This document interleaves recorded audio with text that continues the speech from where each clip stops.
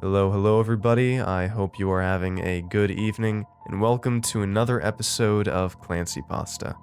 Tonight we have a couple of paranormal related stories that I think you guys are gonna like. They're on the shorter side, but they were pretty interesting. They're really fun.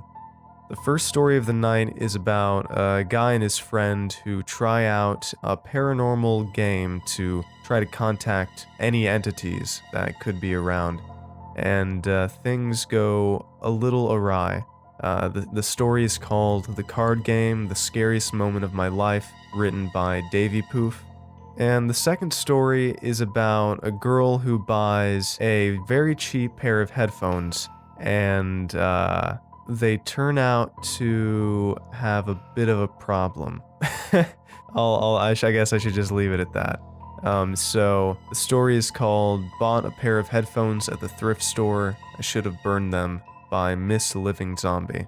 So if you like these stories, make sure to check out the author's links in the description. And if you'd like to support this podcast, I would really appreciate it if you would go to the Patreon link in the description. And for as little as $1 a month, you can get ad-free narrations, and it helps out a lot and helps keep this podcast going. And so without further ado, I hope you all enjoy the first story of the night, The Card Game, The Scariest Moment of My Life, written by Davey-Poof.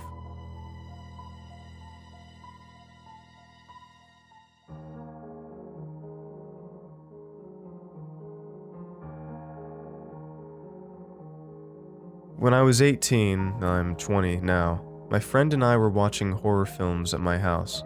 My parents weren't in, meaning we had the entire house to ourselves. I think we were watching Veronica. It's a Spanish horror film about a girl who does a Ouija board, like most horror films. The film ended, and we were left disappointed since it didn't scare us at all. I had recently seen a YouTube video about a game that allows you to talk to the dead. The game is called The Card Game. After showing this YouTube video to my friend, we decided that we would try it since we had the urge to be terrified. The game works like this. You set out cards randomly on the table, face down, then move your hand over the cards after asking a question until you feel something and decided to pick up the card your hand hovered over. A heart meant a yes, a spade meant a no, clubs maybe, and diamonds don't know. The idea is that whoever you're talking to will give your hand a sign when you hover over the right answer for whatever you asked. Obviously, the setup included a candle, the room to be dark, a salt circle, and some words.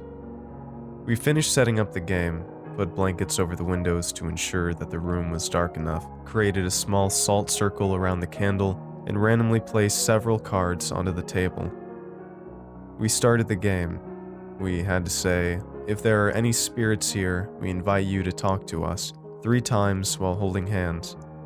After, we played rock, paper, scissors to see who would ask the first question. I lost and decided to ask, "Is there anyone here with us?" I started moving my hand over the cards slowly, focusing and waiting for a reaction. Then I felt a sudden warmth on my palm. I stopped, picked up the card that was under my hand, and it was a heart, meaning yes. We started to get excited because even though we were playing this game, we were both non-believers and didn't think anything was going to happen. The game continued and we were running out of questions that weren't sinister. We both wanted something to happen, and we knew that asking questions that could lead to something scary was how to do it. I had noticed that a lot of the time we were playing this game, my friend was staring into the corner of the room behind him. Every so often, he would look and stare for a couple seconds, then look back at me. He told me that he felt like someone was standing in the corner of the room, which, honestly, scared the hell out of me. He asked, "Are you behind me?" and moved his hand over the cards. We only had about 5 cards left on the table. He picked up his card and it was a heart, a yes. We both stared silently at the corner of the room for a good 10 minutes to be certain that there wasn't anyone standing there. I looked back to the cards and asked my question, "Do you want to hurt us?" I moved my hand over the remaining cards and felt nothing. I did it again and again, didn't feel any reaction. So I asked again, "Do you want to hurt us?" and moved my hand. Finally, I felt a cold spike come from a card. My friend took his attention away from the corner of the room to see what the card I had picked meant. It was a heart. Suddenly, my friend stood up and told me to stop the game. Terrified, I jumped up and we ran around the room, pulling down the blankets and opening the blinds. We returned to the table and held hands and said goodbye to whatever we were talking to. We stayed silent for a moment to make sure we had finished the game. I asked my friend what happened, and he told me as soon as we saw the card, he felt a pain in his back, the back that was facing the corner of the room. He told of his t-shirt, and I couldn't believe it. I felt chills go down my spine. He had a scratch from his right shoulder down to the middle of his back. I took photos of his back to show him, and we were both extremely panicked. Then we looked at the table. The heart I had chosen to answer, "Do you want to hurt us?" was drenched in wax, but none of the remaining cards, only that one. The candle we had used was very small, and we definitely didn't hit or knock the candle over, so there was no way that all that wax from such a small candle could have spilled and covered the card. After that experience, we said that we wouldn't play a game like that ever again. I think that was the scariest moment of my life.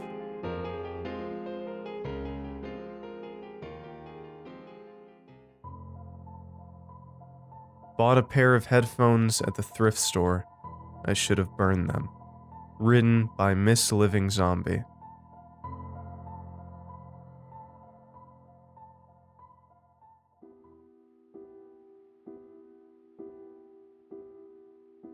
It was the moment of truth. $5 thrift store headphones that are in suspiciously good condition and look like they could have easily been 20 times the price. Meet my phone. So far so good. The plug slides smoothly into my phone. Usually plugging stuff in requires some aggressive stabbing on my part. Now, what to test these with? Classical music seems like a good option with all of the different sounds and instruments. I pull up one of the two classical pieces I know and press play.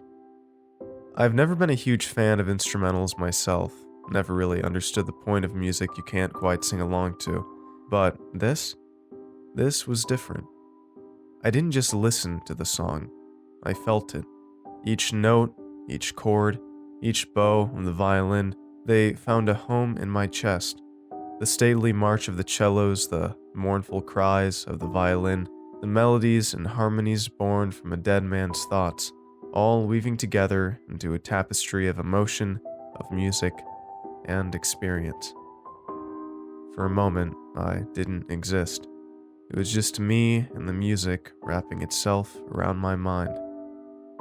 So it began, my newfound appreciation for music. I was listening constantly, nothing had ever sounded so good before. Sure, it got a little staticky sometimes, but this was already so much more than I could have ever hoped for from a pair of secondhand headphones. Honestly, for $5, I was expecting them to be more than just a little screwed up. This was an absolute steal. As time went on, though, I started to notice things. Voices in the static. Was I losing it? Had to be. I'd heard of people's headphones picking up radio waves or whatever, but these weren't wireless. There was no way. I shrugged it off and decided to take a break from the headphones for a little while. Best to let my ears breathe. At least that's what I told myself.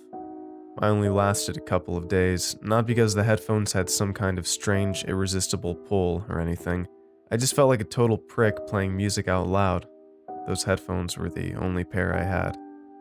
I caved and grabbed them, then threw a dance party consisting of me, myself, and I.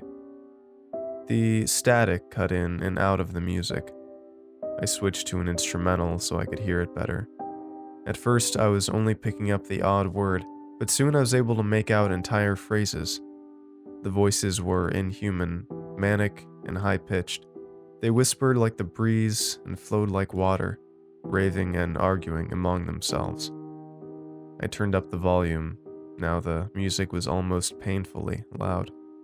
Definitely not good for my ears, but I managed to make out an entire sentence.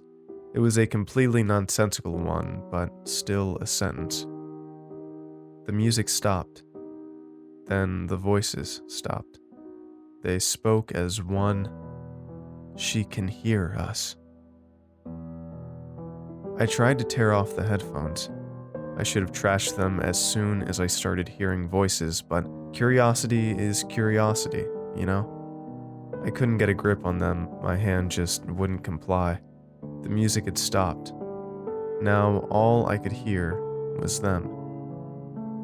Haven't had this much fun in ages. Peel the skin, delicious.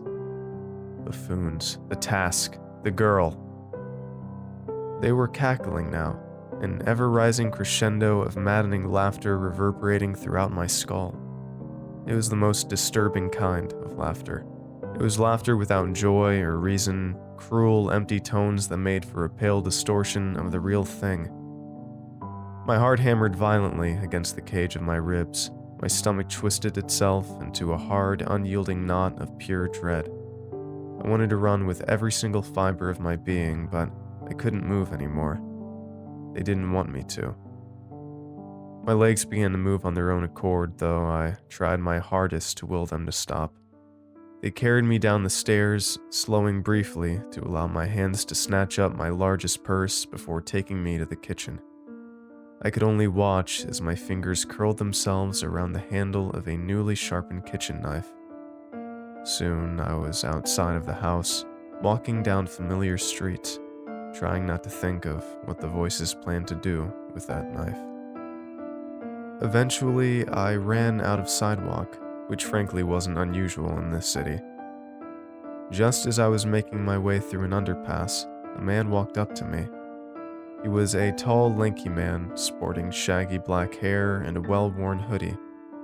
I tried uselessly to say something, to change the expression on my face, to do anything that might make that man cross the street or pass me by. He didn't. Instead, he stopped and opened his mouth. "Any chance you've got a light on you?"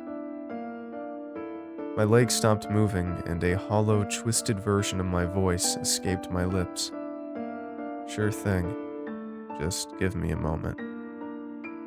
My fingers grasped at the knife handle. I took a step towards the man, and, as if by some sick joke, music drifted into my ears. It was an old love song. On any other occasion, that song would have made me do a blundering imitation of the waltz, feeling nostalgic for an era that had ended before my own birth. Now it was just sickening to hear.